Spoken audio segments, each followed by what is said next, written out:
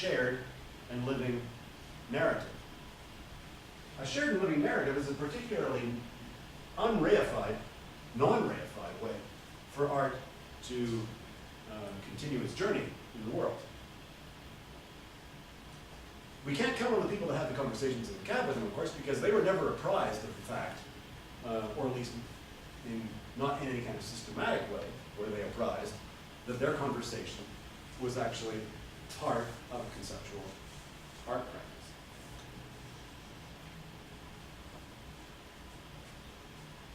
So these are kind of individualist practices. But what I want to insist upon is the fact that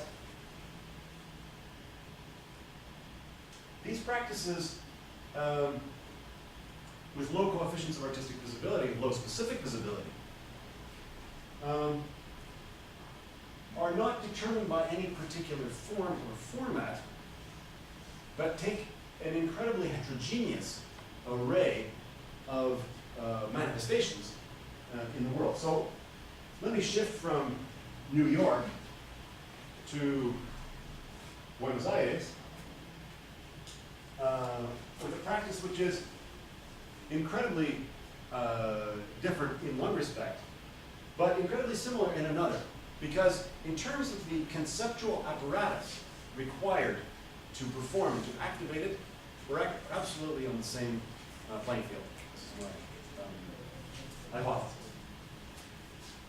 A little bit of political history is perhaps useful to understand the context in which these practices I'm not going to talk about now, and then we can maybe open up the discussion, in which they took place. Between 1976 and 1983, Argentina, like most other South American countries, underwent a military dictatorship in the course of the Condor Plan, orchestrated by the Pentagon. And in the course of that dictatorship in Argentina, 30,000 people were, as they say in Argentina, were genocided, were killed. 30,000 of the most dynamic, forward-looking, creative members of civil society were arrested and in clandestine detention centers were assassinated. At the end of the dictatorship, part of the deal for the military to leave power was to call a general amnesty. So, get this. Okay, there was wrong on both sides, but, you know, let's just call it quits and nobody gets hurt, we'll just move on. Okay, so the consequences of that, of course, is that on one side you've got 30,000 people dead, and on the other side you've got people who've made a lot of money during this time who, they're not in the military anymore, but they move into civil society, they move into running very prosperous private security businesses and so on. It's absolutely unbearable for the families of the victims, and by and large for anyone with any kind of a democratic consciousness at all. It's unbearable to think that members of your family were murdered by someone who potentially is your next door neighbor. And in fact, not only is potentially your next door neighbor, but in many cases actually is your next door neighbor. And so in the 1990s, 10 years or so after the decantation of the end of the regime, there emerged a movement in Argentina called the Escrache movement. Escrachar is the verb in Argentinian Spanish, which means to scratch and to remove the paint and to reveal what's hidden underneath.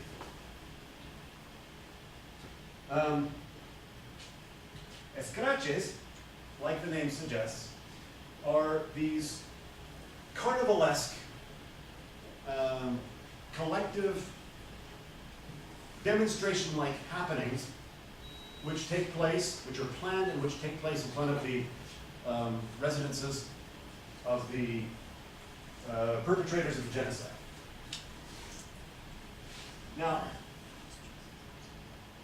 for example, this is like this shot taken in the streets of Buenos Aires.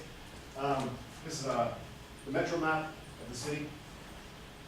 And on each one of these red squares is the site of one of these escraches. The sign says, "Here live perpetrators of genocide." And what would happen is that these were not artistic actions by any means. They're very, in a sense, very solemn and yet carnivalesque political interventions, in which artists, among others, had very crucial roles to play. So, of course, lawyers were involved in terms of determining that they weren't making a mistake about this, so reviewing the judicial evidence and so on. Of course, philosophers were involved in conceptualizing about what is the history of human rights. Is it possible to out these people like this? What are the conceptual antecedents? How can be understood? And of course, artists were involved. The artists were involved not merely in doing the graphic design of the maps, not merely also in designing these street signs, which resemble those which, of course, one finds in the streets of Argentina, although they did those things as well. This is a particularly interesting one, and let me just spend 15 seconds telling you why, because it underscores the horror of this. This is the escrache, which took place on Saturday, the 14th of September at 3 o'clock, in front of the home of Luis Juan Donacek, who was a major operator within the military dictatorship. Actually, an interesting career. He began, his first employment was as a guard at Auschwitz, the Nazi death camp, where he was employed as a guard.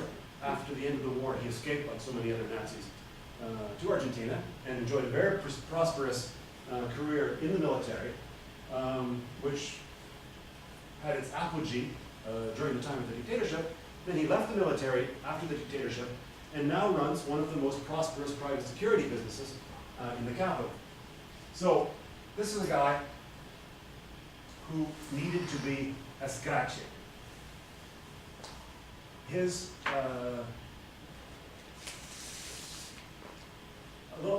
an end had to be put to his sneer. So, in other words, not about causing, it's not about lynching, not about causing some further injustice to revenge earlier injustice, but rather to draw attention to the reality of the operations of a dictatorship in order to prevent its reemergence. Okay, so we're talking about an absolutely societal-wide collective action in which artists play a very key role. And this is what I'm referring to in a sense when I take the idea of Marcel Duchamp about the reciprocal ready-made and talk about injecting art outside the performative frame, injecting it elsewhere into the society. Because one of the most horrific parts about the dictatorship in Argentina was that the disappeared were never officially known to be dead because they were disappeared. They did disappear, and then they were disappeared. How were they disappeared? In all sorts of horrific ways, but one of the most widespread was that they were loaded onto airplanes after having been tortured, not always dead, but in very bad shape. The airplanes would fly out over the South Atlantic or the Rio de la Plata. There would always be a priest on board the airplane who would give the ultimate unction to the almost dead victims before they were thrown out of the airplane into the ocean. Which underscores, of course, that dictatorships aren't really just about three colonels and a bunch of thugs. They're also about priests, lawyers, doctors, and an entire network of social agents. But this is what am I getting at? It's like, well, what do artists have to do with all this, right? what can artists do about this that other people can't do? Is there something specific and exclusive that artists can contribute to this kind of activity of great social importance? Well, I think there is, because I think that while art has maybe suffered to some extent from being prisoner within the confines of a tautology, this tautological white frame, it's also developed some incredibly powerful conceptual tools. And the tautological imperative of concept art, in other words, the form constantly re-articulates the content which reasserts the form and so on, is an incredibly powerful device of the human mind, if only it could be unleashed on real.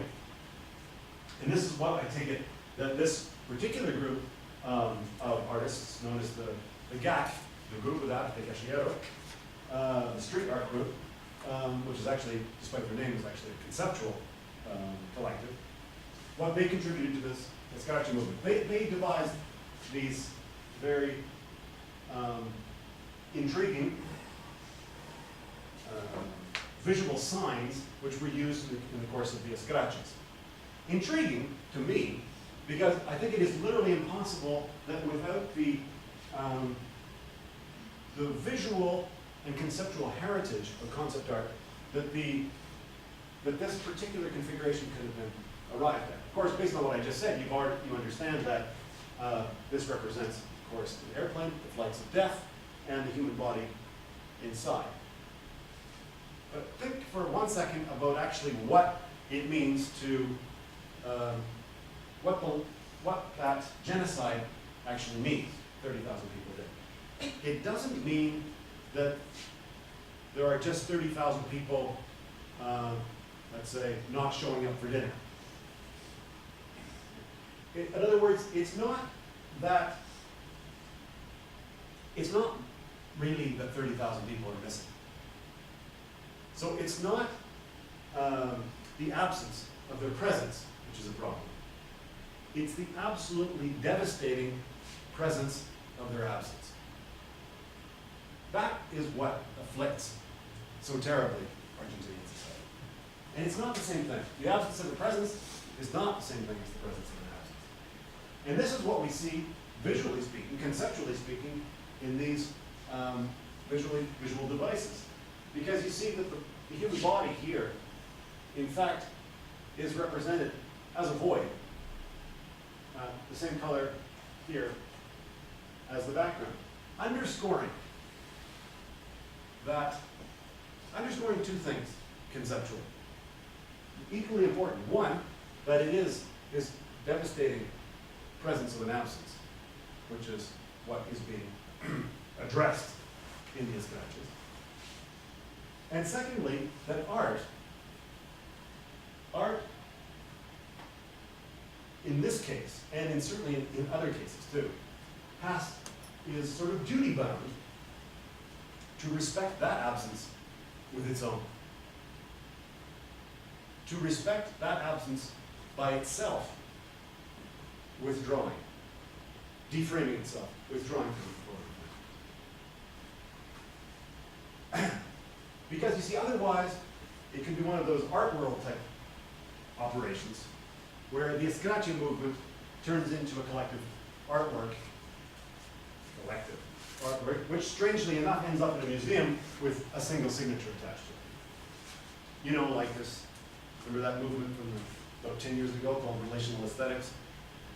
It had a very short moment of glory, but what's sometimes called participatory aesthetics, the whole rhetoric of participation.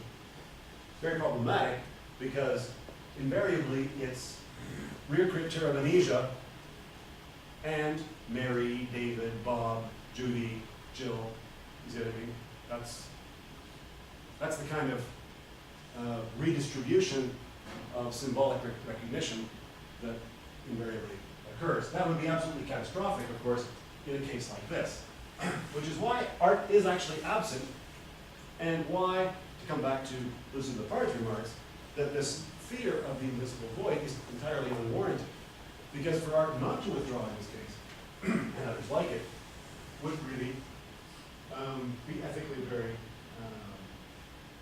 problematic. On the other hand, to not recognize what art has contributed in terms of energy and in terms of competence to such things would also be, from an art historical perspective, simply to leave the monopoly on art history to the kind of object-based practices which are centered in museum spaces.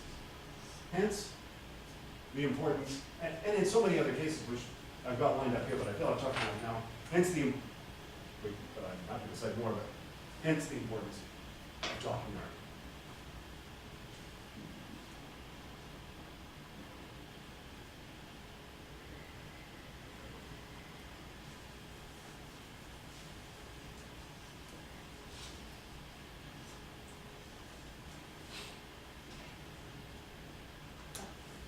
Comment about your point of departure about anti-productivity, because I've worked as well with a lot of artists from Eastern Europe, and I would say I recognize there like well, I don't think this fear of the word was the question.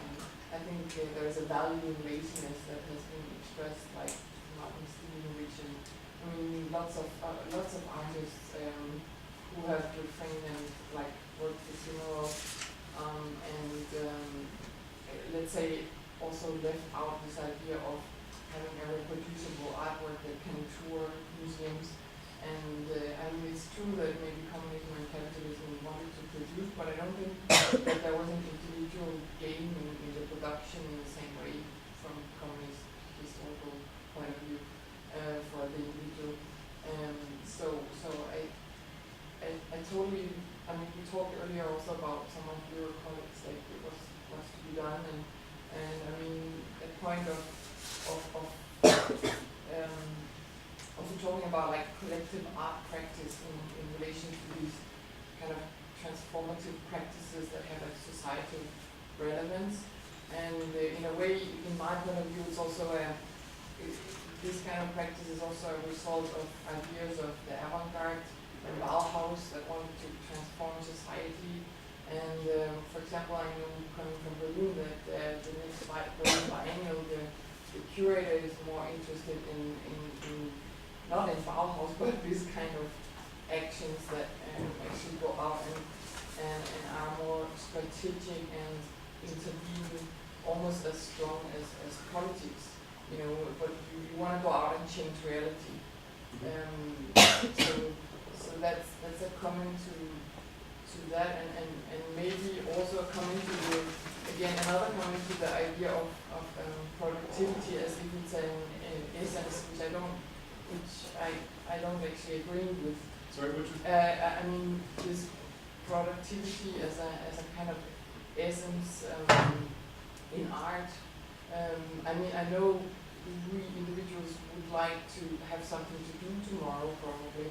And that keeps this kind of idea of productivity as something that's hard to leave. But on the other hand, I mean, the last 10 years we have heard about Bartleby, and I prefer not to. And we've heard lots of resistance. But only as a theme, only as a paradox, only as a point of interest. Generally speaking, the question would be how many exhibitions and how many texts and how many artworks have been produced thanks to Bartleby. Bartleby simply said, I would prefer not to, and it's such a fascinating thing that there are thousands of words that have been produced in order to explain this. That's a very good point. I love that this paradox of idleness. But would we find the ones that have Well, this is the reason why I'm talking about it, and that's your first question too. This is the reason why it's so interesting to talk about idleness in art, is because, of course, and this is what frustrates the boss of Bartleby, is that he doesn't know how to deal with him because nothing is happening. He's just waiting for Bartleby to slap him or to kick over the desk. But Bartleby never does that. And so, in fact, Bartleby is somehow invisible as an agent. He's only saying one thing. And this is what's interesting in art, I mean, from the perspective of talking art, is that if an artist literally refuses to produce, it's an incredibly powerful critique of productivism. But it's one which is always liable to be mistaken for somebody who's just sitting there. You see, because performing laziness gives laziness that double ontology, which I talk about in the painting practice. You could see all the painting you want. It's like, well, there's paint here, paint there. It's all more or less the same. And someone who just sits on their ass, but someone who sits on their ass as a proposition of sitting on their ass as a critique of productivism, it's perceptually the same thing, but in the absence of a frame. And I don't know what kind of frame you could imagine, what kind of documentation you could ever imagine to replace the human voice in this particular case. I mean, Mladen Stojinovic, of course, has made very fascinating, not many, but a few art pieces around his performance of laziness. But others have not. What if we just experience it as, I mean, let's say we are much more people in the art world nowadays than in the 60s. Yeah. So if there are just a few less exhibitions and less artworks, I mean, would we notice? And I mean, maybe the question this is the position of Lucy Depart and Hansaka. Yeah, but I'm sure that that strategy in a way is also happening because people also go anti-Hans Ulrich Opus and maybe want to produce less and, you know, live more and I mean, I'm sure that there is as well this kind of thing. I think a lot of things about that. I think that at least partially it accounts for the rise in the importance, not maybe necessarily the rise in the quantity, but in the importance of artist talks. The fact that there is a kind of critique of a certain productivism in any case. I also think the horizon is very different between, although there's many parallels that are fascinating to draw, and that's why there's such a lot of work, particularly in Eastern Europe and in South America and now in the Arab world, around researching the concept art of the 1960s and 70s, is because there's so many fascinating echoes with our intuitions today. But on the other hand, there are some really major differences as well. I think in the 1960s, for example, there was a kind of a horizon, a utopian horizon of art, that art actually could transform the world and that arts institutions should be able to return to that end. And that is simply not shared by anyone anymore, because for one thing, we know that arts institutions are not really inclined to change the world in that way, whatever they may proclaim. And then second of all, even if they were, in the balance of power, they actually completely lack the wherewithal to do anything like that. I mean, their battleground isn't on that kind of a level.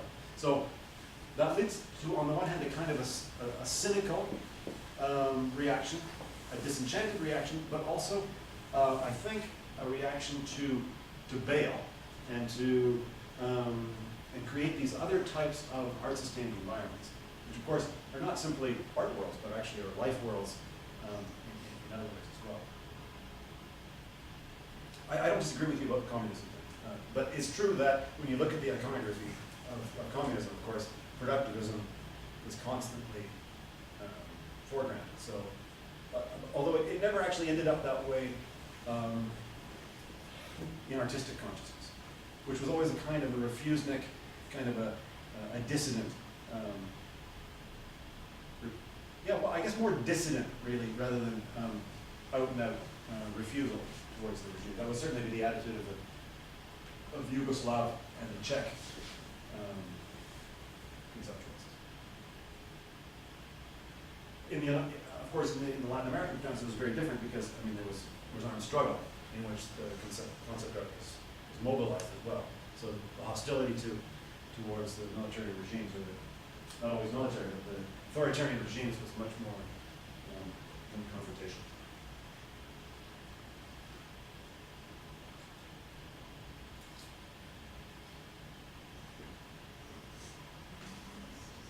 Certainly. I can't follow up on this topic, but it's just to do thinking about recent automated theories of communication. And I was thinking particularly about their own performativity in the role in this kind of beginning when you were doing kind of voiceover over the everything. You're technically what's the good at it? I don't know, did you have a tactic in that? No, it's not. No, I wasn't sure that, Is it something you do to kind of introduce performative lessons as a technique, or what's one of them? no, I never did it before. I wanted to do it today, but I wasn't sure that people knew what I would mean by talking art. I thought people might think I'm referring to art which talks, Yeah. like art that talks, and talking art. No, but I wanted to make it clear that actually the idea came from a musical tradition. Yeah, I think you've heard the talk, by the way. And then I was thinking about another thing about this called performativity. And yeah, it is was kind of the absence and presence. I was thinking, so just noticing things. And maybe I thought, oh, let's just shut up at that next time. So we talk, it's like you are talking and somewhere, distance over there, whereas with direct questions you can okay, this is kind of creates some distance and one understanding one way. Right. Lesson on this. You, So I know what you mean. I was just, I don't know what do we look at when we talk? We look at nothing. You know, we just look out at the screen. I was just wondering when and the space that I'm in, talking about students from the first education and people. I don't know. Well, I mean, what I want to do is, I guess, I want to sunder what I'm calling, I want to sunder a certain form of documentation from documentation per se. I want to say that what I'm calling the performative document actually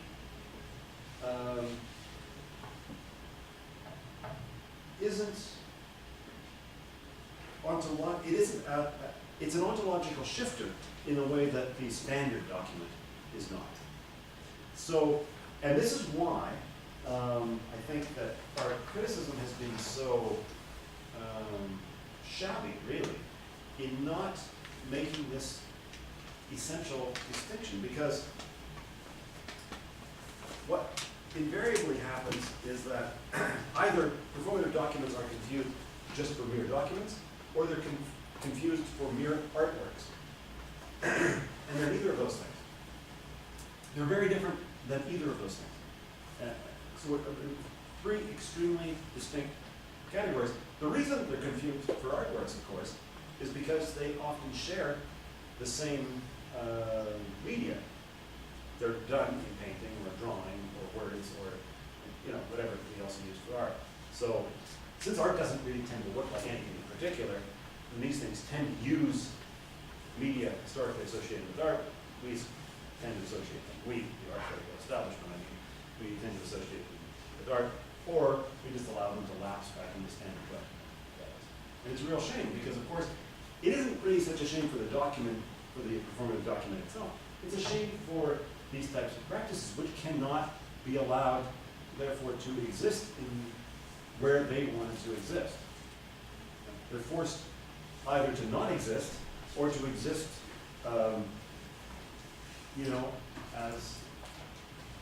as artworks or something like that. On paper. But that's why it's interesting. That's why I think it's okay to use visual documentation or any kind of documentation when you're accompanying it with a voice, is because it's very difficult to reify these things. As no one's going to say, well, that's the place where the art is, any more than they're going to say. Well, there is, of course, a dimension of performativity in any time we talk in public, but